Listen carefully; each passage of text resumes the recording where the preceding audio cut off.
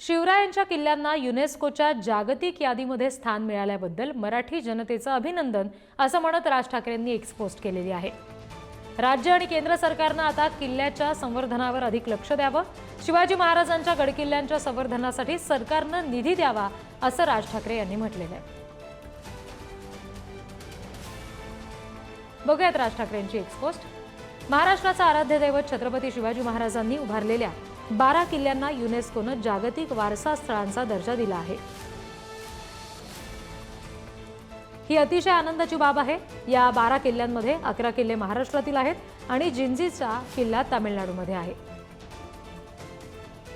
या निमित्ताने महाराजांच्या महाराष्ट्रातील 11 किल्ल्यांचं किमान नीट संवर्धन होईल अशी अपेक्षा।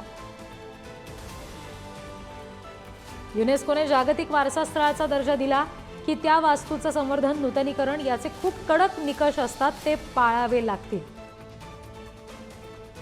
त्यामुळे किमान छत्रपती शिवाजी महाराजांचे किल्ले तरी नीट राखले जातील। आता राज्य सरकारला या किल्ल्यांच्या संवर्धनासाठी निधी उपलब्ध होईल।